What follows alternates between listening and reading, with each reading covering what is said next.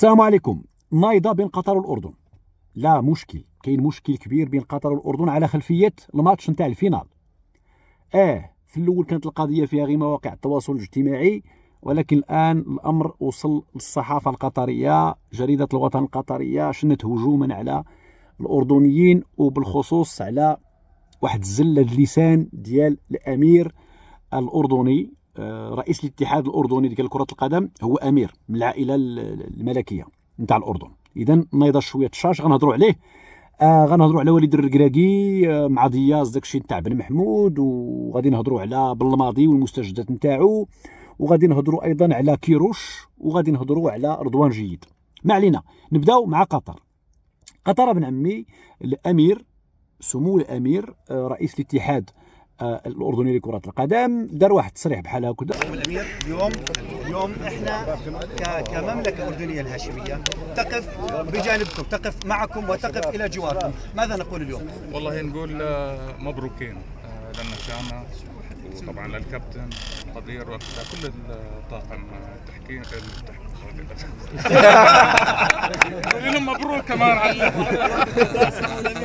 تفهم بان داك الزله مقصوده غير مقصوده، وحتى الا ما كانتش مقصوده فهي في اللاوعي نتاع او لا شعور واللسان ما فيه عظم وما الى ذلك. فالقطريين بقى فيهم الحال بزاف، والصحافه القطريه، وملي كنقولوا الصحافه القطريه الامور يعني راه ما كاينش داك الشيء نتاع بريفي ولا الامور الفوق. يعني جريده الوطن القطريه اعتقد، الا بقيت عاقل على السميه ديال الصحيفه، المهم باش ما كان غنتاكدوا غنحط لكم هنايا الخبر.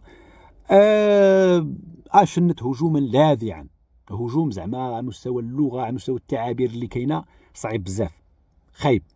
يعني الامر ينذر بشي حاجه اللي غتكون ماشي هي هذيك، في انتظار انه يوقع شي تدخل من اعلى المستويات على مستوى قطر ولا الاردن باش يقدوا الشغل.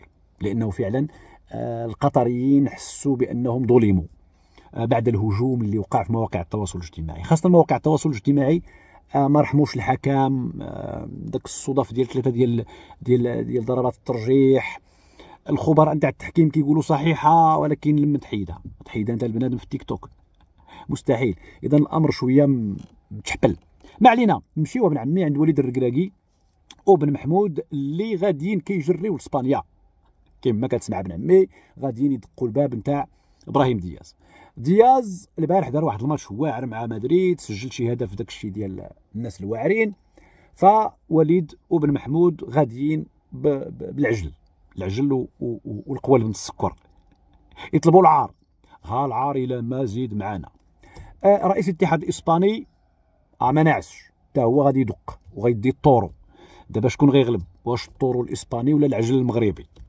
المهم في اطار تبيع العجل انا كنقول لابراهيم دوز لهاد الجي، دوز عندنا، دوز ابراهيم، ثبت معانا الله يرحم والدينا، راه محتاجينك اصاحبي. مالك 2025 كدا. عندنا فرقه زوينه، كاين لعابه زوينين، لومبيونس، عندنا راس لافوكا، مالك عندنا خيل قجع، امور بروفيسيونيل كامله. كون مابقاش داكشي ديال 2010 2004 2006 2000. لا دابا الامور بروفيسيونيل ابن عمي.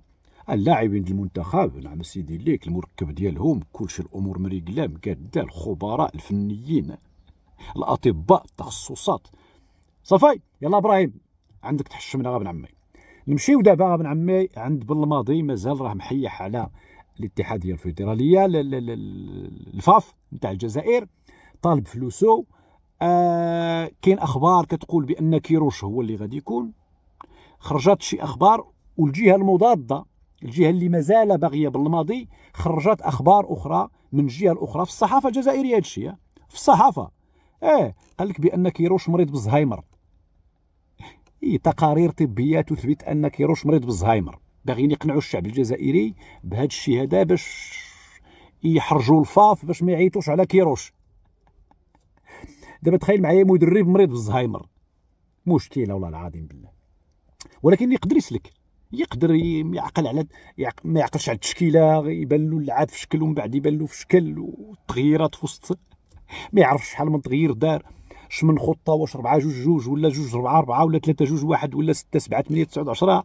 المهم كيروش فيه الزهايمر. هذا الشيء بيناتهم دابا في اطار الحرب الاعلاميه اللي كاينه داخل الجزائر. دابا غا من عمي ديالي غادي نمشيو عند دياز. عفوا عن جيد. رضوان جيد جاب الربحة.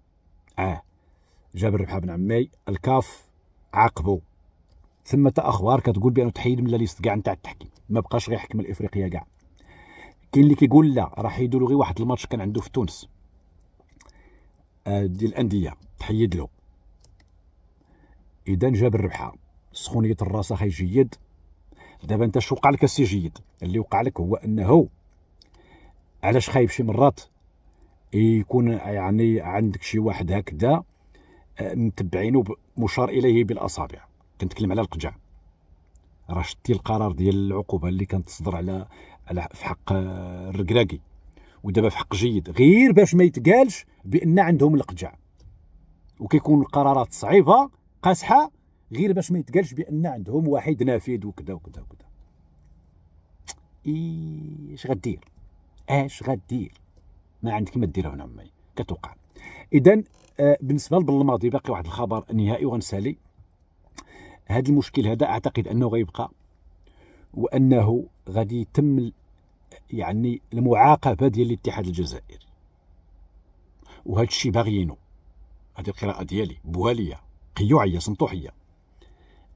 الفاف كيقلب على المعاقبه باش يعاقبوه باش ما يجيوش يلعبوا في كأس افريقيا 25 هنا في المغرب، ولأسباب تعرفونها.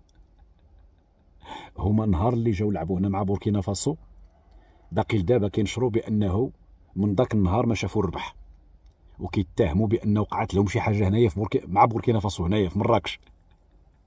اش غدير ملي كيكون عندك يعني لا حول ولا قوة إلا بالله العلي العظيم، يعني نظام عبيط يستثمر في العبط وفي الجهل والتجهيل. معليش كتقول الدنيا هانية، وكاين شي وحدين اخرين كيقول لك عاود مليح ما يجيوش ما خصنا به المشاكل، عاود داك الاعلام ديالهم عاود كذا وشحن ليا وشحن من هنا وكذا، ومواقع التواصل الاجتماعي. في انتظار ذلك ابن عمي ديالي بالماضي كيطلب فلوسه. الفاف مازال ما جاوباتوش. هو غادي يمشي للفيفا بعد باقي له دابا 5 ايام. ملي غيمشي للفيفا ابن عمي الفيفا غدير القرار ديالها، الا ما عجبوش غيمشي للطاس، والطاس غادي تصدر القرار وغترجع للفيفا، والفيفا غادي تصحح الحكم، وغادي يوقع بان ما هو العقوبه ديال الفاف ديال الفاف بقدام الغرامه وقدام العقوبه. ما كاين لا سميتو لا بطولات لا والو. التوقيف لمده عام ولا عامين ولا عن البطولات القاريه والدوليه اللي منضويه تحت لواء الفيفا، وبالتالي عدم المشاركه ديال الجزائر في هذه القضيه نتاعت كاس افريقيا في المغرب 2025. اش غدير؟ هذه دابا التاويلات ديالي كنتمنى ما تصدقش، ولكن تقدر تصدق الدنيا والزمان. يلا باي باي باي باي.